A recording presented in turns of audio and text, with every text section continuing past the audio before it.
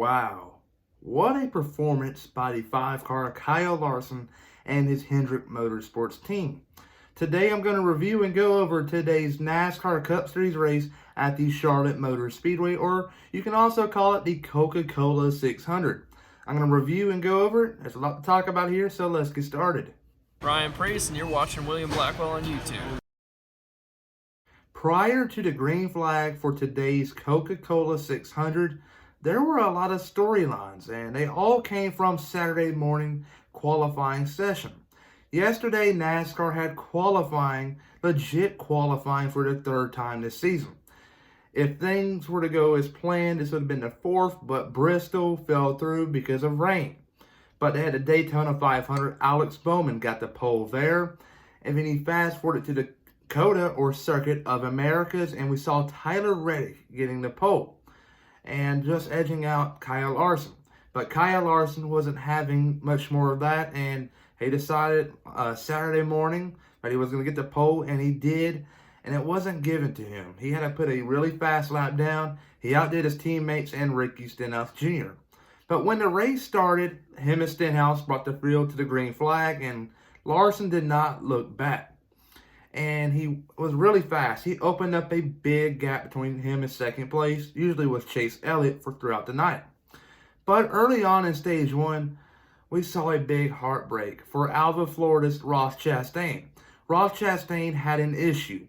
It started off where he was losing power steering and oil pressure was going down. They opened the hood up on the pit road, and they ultimately decided to take him to the garage. And when they took him to the garage, they found the belt was messed up and they had to replace that. They sent him back out, but he was out of contention for the win, but he was like 38 laps down at the end of the race. Not a good night for him. But Kyle Larson went on to win stage one in a dominating fashion. Stage two started, and Chip Ganassi Racing struggles continued, but with their other driver, Kurt Busch. Kurt Busch had the same exact issue as his teammate Ross Chastain did, losing power steering and oil pressure. And when they went to the garage, they ultimately decided to send him back out after they repaired the belt. And as soon as he got off of turn two, getting ready to blend in, it let go. The engine blew up, and they threw out the caution. We didn't see many cautions tonight. We saw the couple stage breaks, and we saw Newman, Kurt Busch. Just a low caution night. But Kyle Larson went on to win stage two. Unfortunately, if you do the Fox Bet Super 6 app, came really close. But man, a heartbreaker there. But they stopped the cars on pit road. They red flagged the race in honor of the troops and veterans that have served for our country. And they turned the cars off, like I said, for about 30 seconds. A really cool deal there.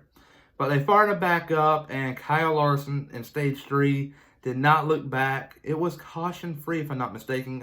You get the Newman wreck at the end. I'll take that back. But it really didn't matter. Larson won. But stage four started, the final stage, and we saw Kyle Busch come into the picture. Kyle Busch brought the fight at the end to Hendrick Motorsports as a whole, because throughout the night it was Larson, Elliott, Byron, and Bowman. But at the end, it was Larson, Elliott, Busch, and Byron, then Bowman. Kyle Busch split them apart, and he brought the fight.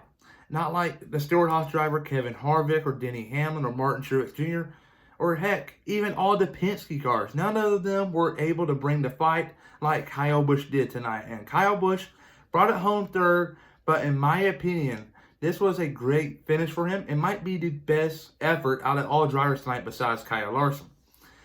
Just because he's not a Hendrick driver and he's not in Hendrick equipment. And this year, Hendrick equipment is the best, and nothing against Joe Gibbs Racing equipment.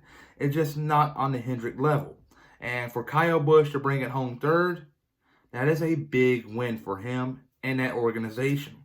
But Kyle Larson, though, he led 328 laps out of 400 laps tonight, and that was dominating. That was a butt whooping, if you will. He led every single lap besides 72, and those 72 laps were mostly led by Anthony Alfredo, surprisingly, and Chase Elliott and William Byron. And Eric Jones and Brad Keselowski and Daniel Suarez and a lot of drivers like that stay out in a fuel run. But man, I just a whooping on Kyle Larson's part, and he should have many more wins this season. But he's choked a couple of them. But it's the past, ain't much you can do about it. But he does have some good tracks coming up. Sonoma, in the past, he's always qualified well there. He's going to obviously be starting on the pole, if I'm not mistaken. He's going to have a good starting position. He might go on to win. And if he got the All-Star race, he's already qualified for that because he's a former All-Star winner. Go to Nashville. Larson's got some really good tracks coming up, and he's going to go on a tear. Mark my words. But everybody, though, remember to please like and subscribe and comment down below your opinions about today's Coca-Cola 600.